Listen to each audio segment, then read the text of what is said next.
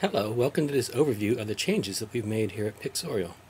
What I want to do is quickly go through some of these changes just so you have a better idea of what's going on. When you first log in, you land in the library. The library contains all your videos and tag scenes that you may have created in Scene Tagger. That's the first thing that I wanted to mention to you, is that there's no longer a Scene Tagger. Very shortly, we're going to add a little splitter button right here.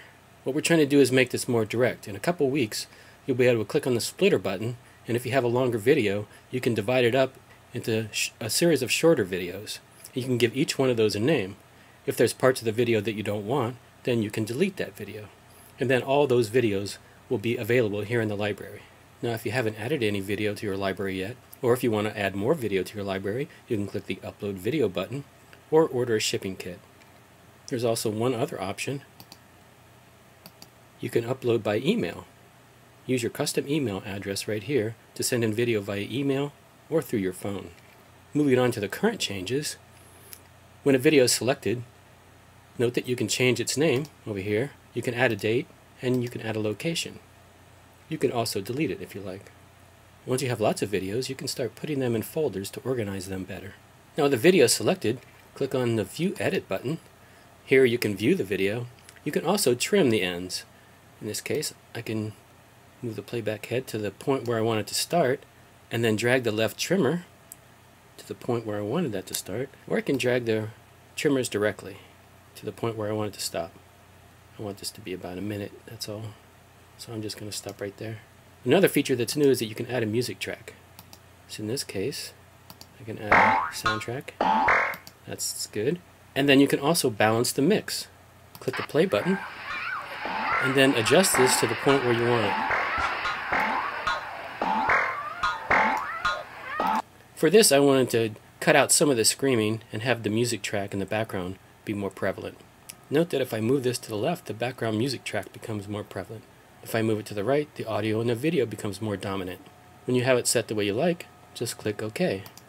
And once you have your video trimmed down the way you like, there's lots of ways to share your video. And we have tutorials that go into more detail, but let me just go through this real quickly, in that you can share it on social sites such as Facebook and Twitter. If you wanted to add more, you click on the Add More button, and you can click on this pop-up right here. You can have Blogger, LinkedIn, YouTube, and others. We'll be adding more in the future. And you can also edit or delete any of the connections you've already made. Going back to the library. Other things you can do, you can click on Embed to get the embed code in case you have a blog or a website.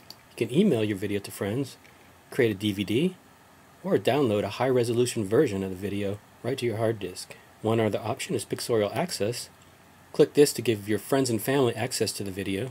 That comes in handy in a lot of situations like school plays and sporting events and things like that, where there's people with multiple cameras and you want to share the different videos between you to make an even better video. So that's the Pixorial Access. So that's lots of different ways to share your video.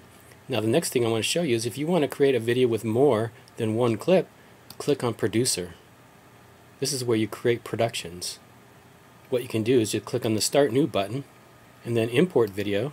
See, this shows all the videos that were in your library. You can add all or add selective ones when you're done.